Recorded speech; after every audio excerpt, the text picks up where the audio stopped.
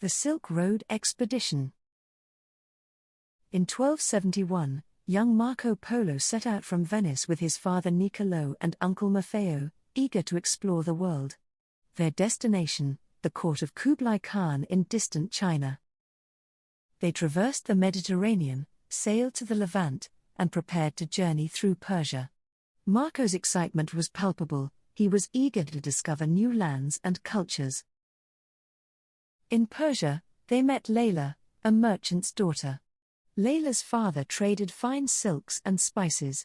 Her knowledge of the Silk Road was extensive, and she soon became Marco's friend and guide.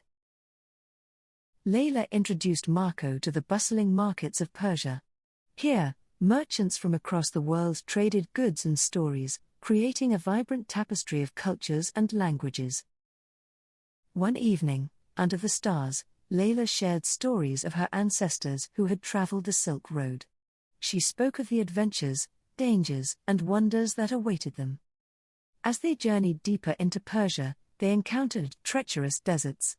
Sandstorms threatened their progress, but Layla's guidance and the seasoned experience of Niccolò kept them on track. In the city of Yazd, they found refuge and rest. Marco marveled at the intricate architecture and the ingenuity of the Persian people. Layla taught him about Zoroastrianism and Persian customs. Continuing east, they met Arash, a mysterious guide with a hidden past. Arash claimed to know secret routes and shortcuts, and though wary, they decided to trust him. Arash led them through mountain passes and over rugged terrain. Along the way, he shared cryptic tales of ancient battles and lost treasures, sparking Marco's curiosity even more. As they crossed into Central Asia, they faced new challenges. Bandits roamed the area, and political intrigue was rife.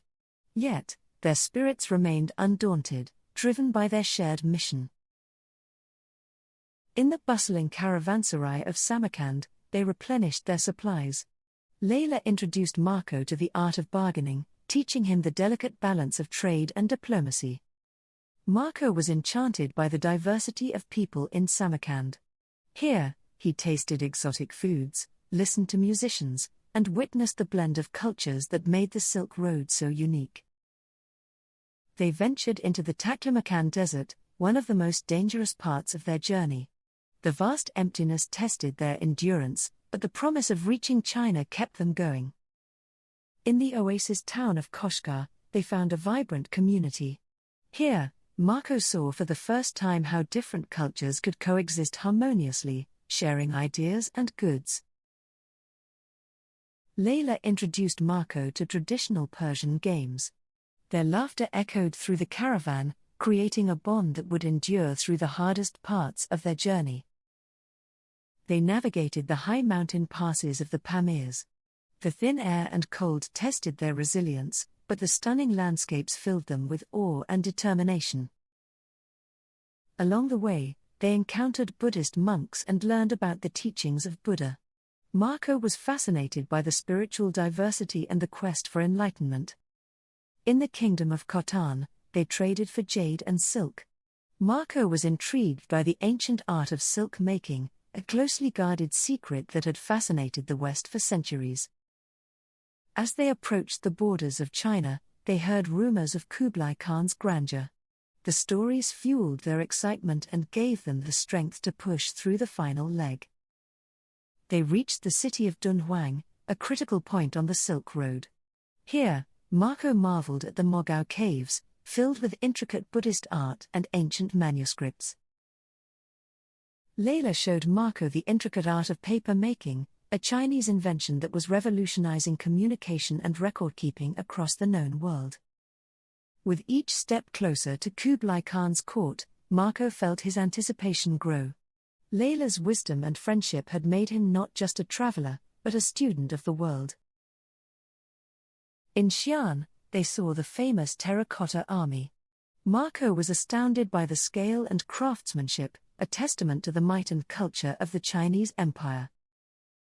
As they neared the imperial capital of Dadu, modern-day Beijing, they encountered officials who scrutinized their goods and letters of introduction from Venice. Finally, they stood before the gates of Kublai Khan's palace. The grandeur of the architecture and the bustling activity left Marco breathless with wonder. Inside, they were greeted with ceremonial pomp. Marco's father presented the gifts and letters from the Doge of Venice, establishing a diplomatic connection with the great Khan. Kublai Khan welcomed them warmly. He was curious about the distant lands they hailed from and the stories they brought. Marco's observations fascinated the court. Layla's knowledge of trade routes and customs impressed the Chinese officials. Her family's business received privileged access, strengthening the ties between Persia and China. Marco and Layla were introduced to the court's scholars. They shared their experiences, learning about Chinese innovations in astronomy, medicine, and engineering. Kublai Khan commissioned Marco to explore his vast empire, documenting its diversity. Marco eagerly accepted, ready to embark on yet another adventure with Layla by his side. They traveled to the southern provinces, witnessing the splendor of Hangzhou and its thriving commerce. Marco was captivated by the bustling ports and grand canals. In the mountains of Yunnan, they encountered ethnic minorities with unique customs and languages. Marco noted the rich cultural tapestry that defined the empire. Layla introduced Marco to tea culture. They visited plantations and learned about the intricate process of tea cultivation, a tradition that was becoming popular in Persia. As they ventured into the Tibetan plateau, they marveled at the monasteries and the serene landscape. The spirituality and isolation of the region left a deep impression on them. Marco documented his findings meticulously. Layla's insights enriched his observations, adding depth and context to his writings about the East's diverse cultures. In the southern city of Quanzhou, they witnessed the thriving maritime trade. Ships from India, Arabia, and Africa docked here, exchanging goods and stories. Layla's father's business flourished, thanks to the connections they established. The Silk Road's trade networks became stronger, benefiting both East and West. Marco and Layla's friendship deepened as they navigated the complexities of their journey. They faced challenges together, learning and growing with each step.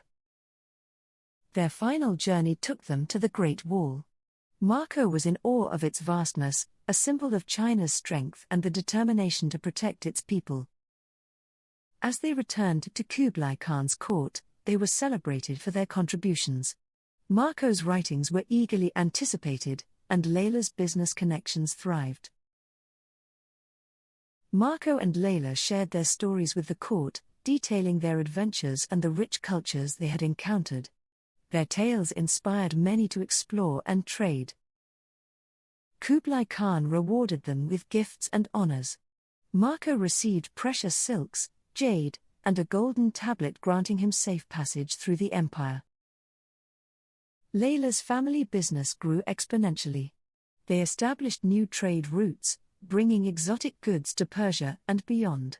Their legacy would shape the Silk Road for generations. Marco's journey with Layla became the foundation for his later writings. His detailed accounts of the East would inspire explorers and traders for centuries to come. Marco and Layla bid farewell to Kublai Khan's court. Their hearts were full of gratitude and memories.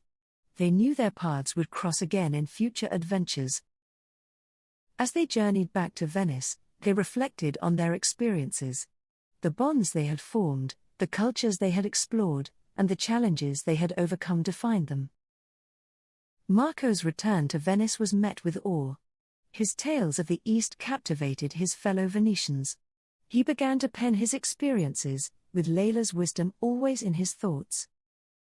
Layla continued to manage her family's business, ensuring the smooth flow of trade between East and West. Her knowledge and skills made her a respected figure in the merchant community. Marco's writings, enriched by Layla's insights, became renowned. They provided a window into the East's wonders, fostering curiosity and the spirit of exploration. The Silk Road flourished, thanks to the efforts of traders like Marco and Layla. The exchange of goods and ideas between cultures created a richer, more connected world. Marco and Layla's friendship remained strong. They corresponded through letters, sharing news of their adventures and the evolving landscapes of their respective worlds. Marco's writings were eventually compiled into a book, The Travels of Marco Polo. Layla's contributions were acknowledged, highlighting her role in their shared journey. Layla's business ventures continued to thrive.